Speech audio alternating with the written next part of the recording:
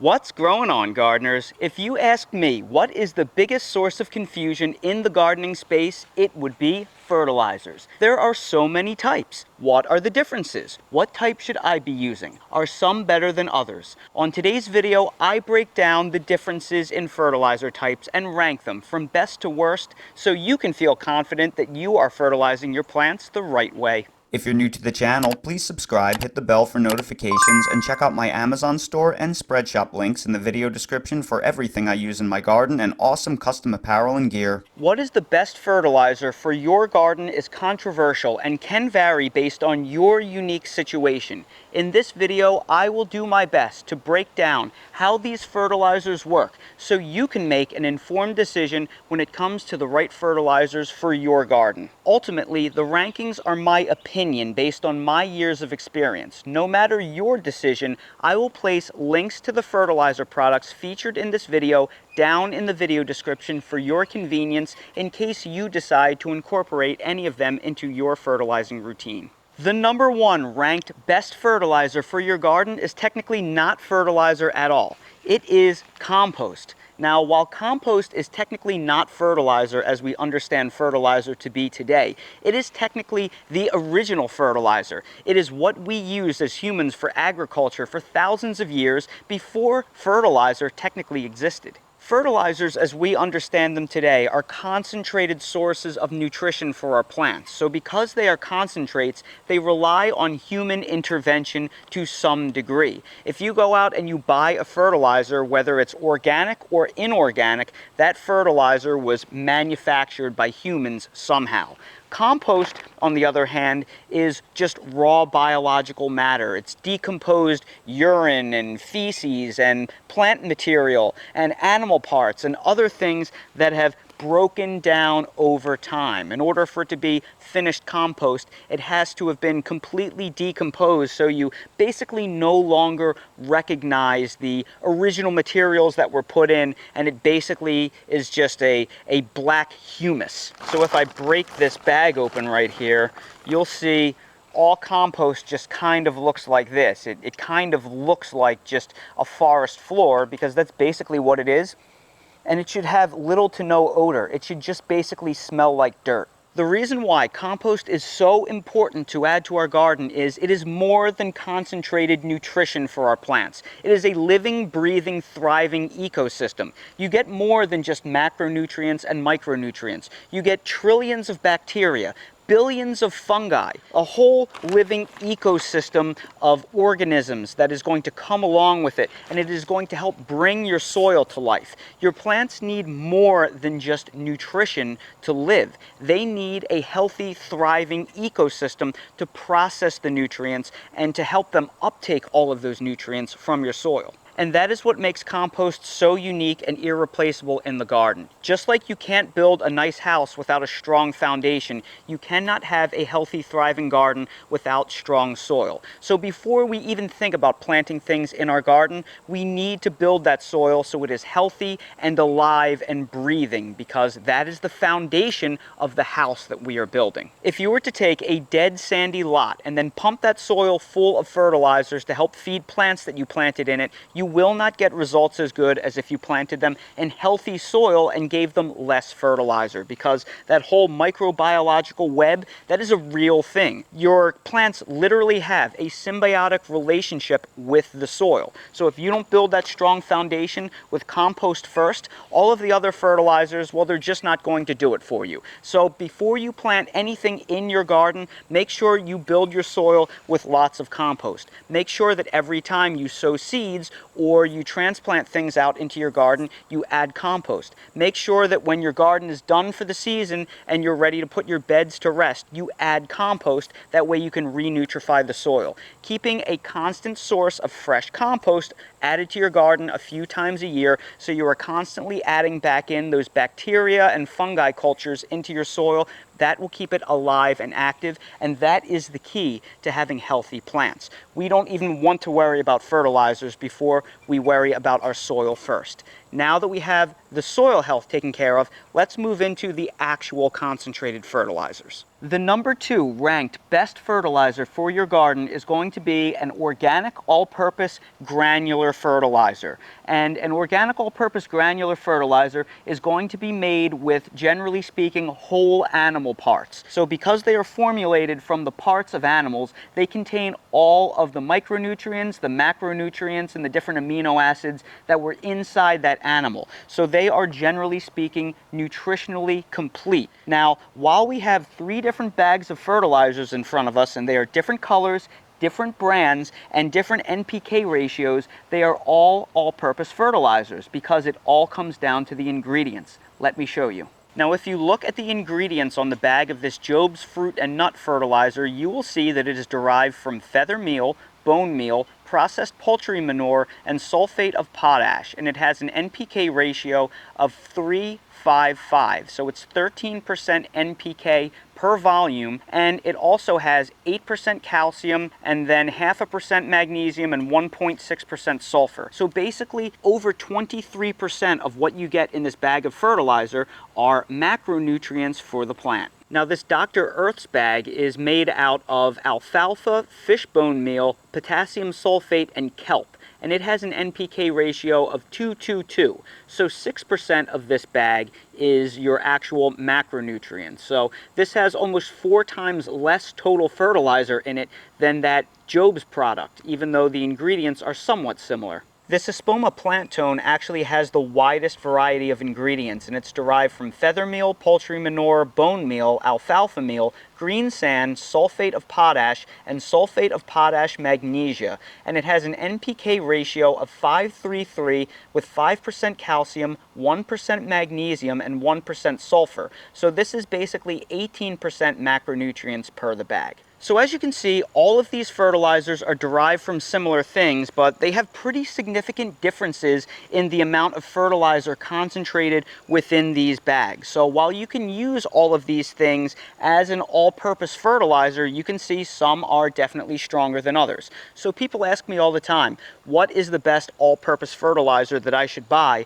And the answer to that question is the one that is on sale and contains the most amount of concentrated fertilizer in that bag, generally speaking. So basically, just get the one that you get the best price per pound on, because they all basically do the same thing and they all basically contain the same stuff. Now, these fertilizers have been granulated in order to increase their surface area and break down in the soil as quickly as possible, because all of these different raw materials on their own would take weeks, if not months, to break down, but because they dry them and they granulate them, when you work them into the top inch or two of your soil and you add water and then you mulch on top of them so they stay constantly moist, they will break down rather rapidly and release those nutrients into your soil. And that is what is unique about these fertilizers. They are actually inert in their raw form. They are precursors for food for your plants. When you apply them that day or that week, they are not going to work.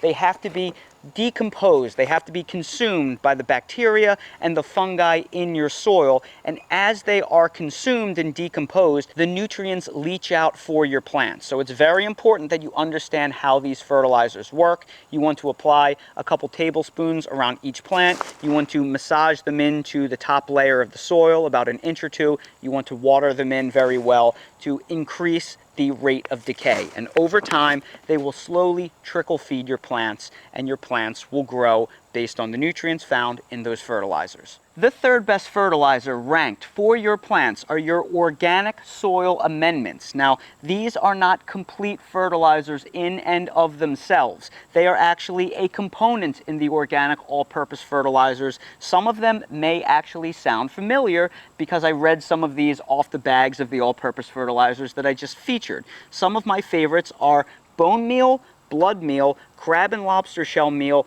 and azomite. Now, your bone meal, your blood meal, and your crab and lobster shell meals are leftover byproducts from the meat and seafood processing industry. So just like the name implies, bone meal is literally steamed, dried, powdered bone. Blood meal is dehydrated powdered blood. And your organic crab and lobster shell meal, this will come as no surprise to you, but they are made out of crushed shells from crabs and lobsters. And your azomite, this is actually a trace mineral supplement that's made from, I think, some kind of rare volcanic rock. They basically micronize it. They powder it to the point where it is so fine you could actually mix it up and it becomes water soluble, and it adds all sorts of trace micronutrients, namely soluble potash, calcium, magnesium, and sodium. It says it's derived from a volcanic ash deposit. Now, the reason why I classify these as soil amendments and not fertilizers is because if you grew your plants in an inert medium and all you gave them was one of these things, it wouldn't be enough to sustain the plants,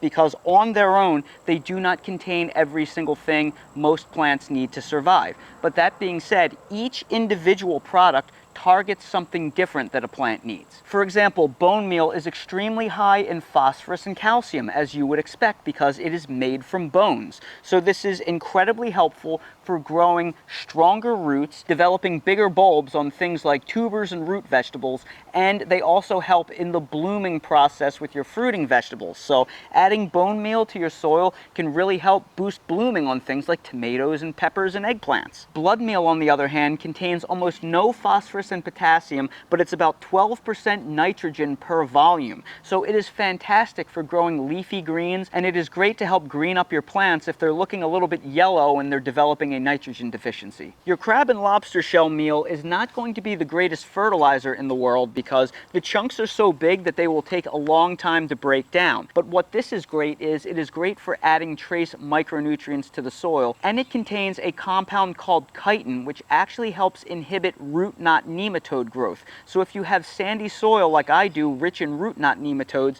this actually helps chase them away. And of course, your azomite is a great all-purpose water-soluble source of micronutrients to help give your plants a micronutrient boost, which is really helpful if you're growing inside a greenhouse, hydroponically, in containers, or maybe you just got really heavy rain and it flushed out all of your raised garden beds or your garden soil, and you just want to add trace micronutrients back into them. Now, what's also great about these products is they feed your soil. They all have to be broken down by the bacteria and by the fungi in the soil. So again, when you place them right away, they're not going to be immediately bioavailable, just like your granular all-purpose fertilizers won't be. But they feed your soil, so they will help grow your soil's bacteria colonies and fungal colonies, so you have healthier, thriving, living soil while also boosting the growth of your plants. Now, in a perfect world, all we would need to grow our plants is compost and maybe a little bit of granular organic fertilizer. But alas,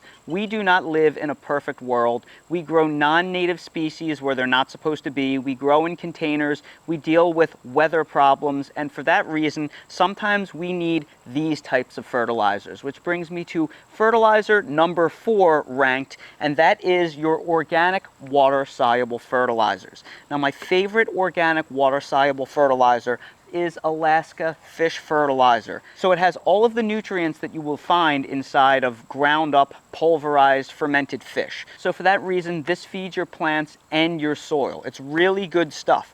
But because it's been processed by humans, it's immediately bioavailable. A fertilizer like this does not need to be consumed by the microbiome in the soil and then slowly broken down to release those nutrients. When you apply this in a watering can, you'll mix 2 to 3 tablespoons inside of a 1-gallon watering can and apply it to the root area of your plants, and they will immediately be able to uptake those nutrients and put them to work. Alternatively, you could also buy a fertilizer like this Miracle Grow organic water-soluble fertilizer. It has an NPK ratio of 9:4:12, and that's because it has more ingredients added to it. This product has a whole bunch of additional stuff added to it, so it's a lot more than just fish. And while some of these ingredients may be questionable, at least at first glance, and some of them appear to be salt-based, they are technically organic. So for that reason, this classifies as an organic fertilizer, and it has more in it than just the fish fertilizer. So why would we need products like these? Well, we would use products in order to either boost the growth of plants, help them transplant with less shock,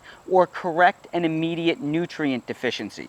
So, for for example, here where I live on the southeastern coast of North Carolina, we got 17 inches of rain in 1 week from Tropical Storm Debbie about a week and a half ago. And when that happens, it flushes out my raised garden beds, it flushes out my container garden, and it just removes all of those organic nutrients that took a long time to break down inside those containers and raised beds. So my plants will start to yellow unless I come to the rescue and I give them something to help boost their growth. If I were growing inside a greenhouse, I wouldn't have to do something like that, but because I'm subject to the elements and I can have problems like that, sometimes I have to resort to things like this to help green them up. Also, because we do non-natural things like start seeds indoors, create transplant plugs, and then bring them outside and transplant them, sometimes those plants go through something called transplant shock, where they won't like being pulled out of their containers, and they will go through a period of shock where they will not grow very well, or they could even die. And sometimes giving them a little bit of water-soluble nutrition can help push them through that phase a little bit more quickly and reduce their stress so those roots grab hold more quickly and you have less losses in the transplanting process. And finally, maybe you do things like you grow things in containers like I do. Well, the problem is when you grow things in containers, you're dealing with a very limited soil microbiome. There aren't very many bacteria or fungal colonies in there. So they don't necessarily do a great job at breaking down organic granular fertilizers efficiently, and if you over-irrigate them or you get too much rain, you could wash all of those nutrients out. So for that reason, if you container garden, I like having a water-soluble fertilizer, something like fish fertilizer, or even something like this, Performance Organics, just to help boost plants because they are basically in non-native situations. You wouldn't find a plant growing in a container in nature. So sometimes if we're going to grow things in a man-made environment, we need to use some man-made products to push them through.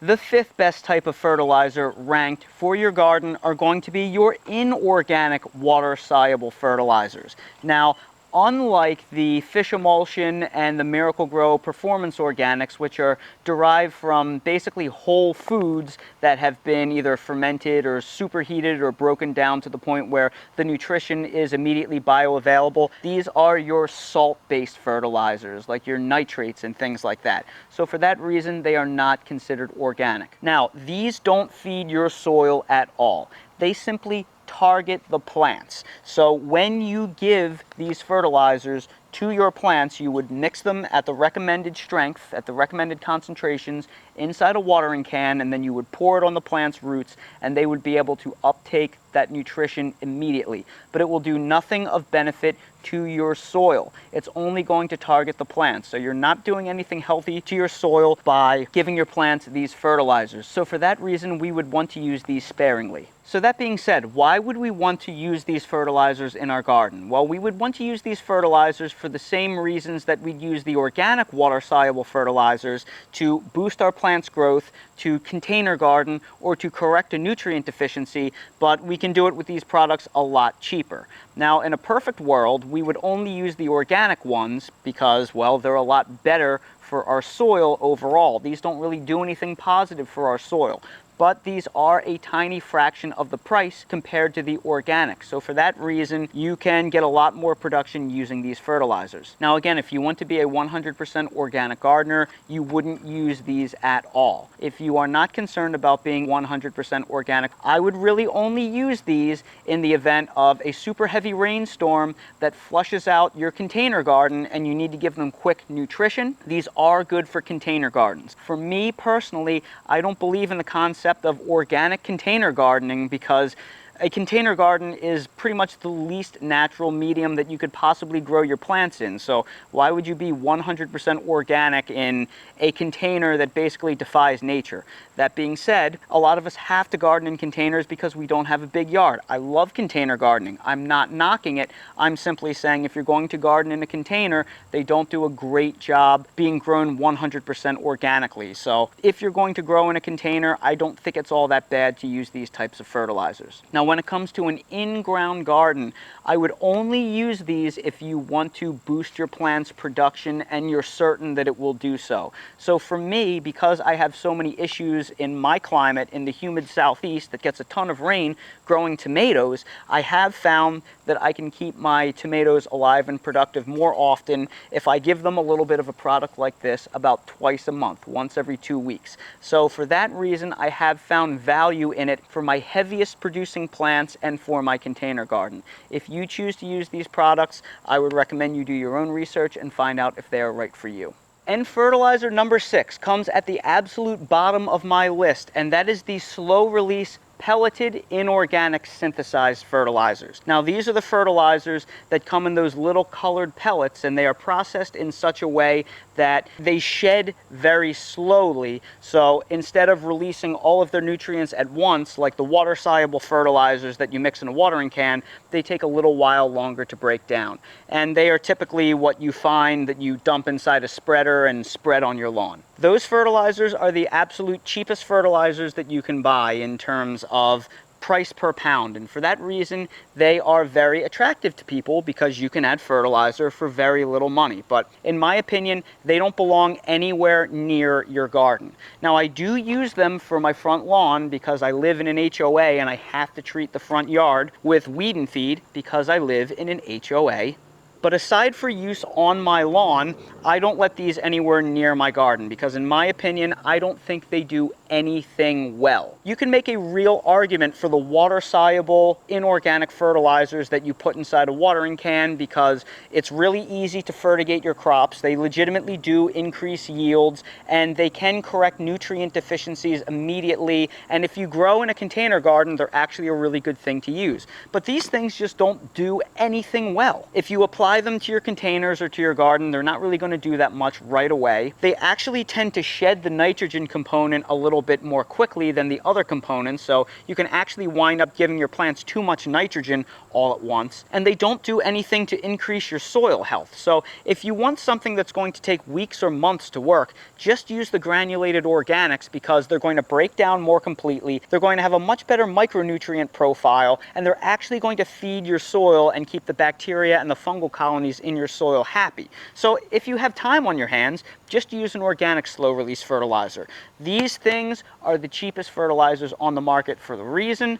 That's why I really think they only belong in a lawn if you even have to have a lawn. Believe me, if I didn't have to have a lawn, I probably wouldn't even have one. And that right there are the 6 different types of fertilizers ranked from best to worst in my opinion. So if you are confused by all of the different fertilizer products on the market, hopefully this will help set the record straight and get rid of some of the confusion so you can make a more informed decision about what products are right for you to use in your garden in your unique situation. Now that being said, if you are a more experienced gardener, I would like to hear what you think about my rankings of the different fertilizers. Did I do a good job ranking them? Do you agree? Do you disagree with the order? Do you think that I got some things wrong? I'm really curious about your feedback. For the experienced gardeners out there, drop a comment down in the video description and let us know what you think. So everybody, I sure hope you found this video helpful. If you did, please make sure to hit that like button, subscribe to the channel, and please ring that notification bell so you're notified when I release more videos like these. If you're curious about where to get any of these products that are featured in this video, I will place direct links to them all down in the video description for your convenience, and for everything I use in real life in my garden in general, they are all linked in my Amazon storefront in the video description. So expand the video description, click on the Amazon link, you'll see everything I use in real life, and while you're down there, please check out my spread shop for custom merch if you want to support the channel. Thank you all so much for watching, and I hope to see all of you again on the next video. Ooh boy, I bet I know a certain somebody that would love a dried fig with some peanut butter on it. Oh, Dale, you want a treat? Come on. It's been a while since we've had a fig, buddy. Now be gentle. Oh, very good. He's gotten so good at taking treats. He's such a gentle guy. Now the other one here, this is for your dad. Oh, oh. So good. Go ahead, buddy. You can finish the peanut butter. Don't worry, it's not a sharp knife. Good boy.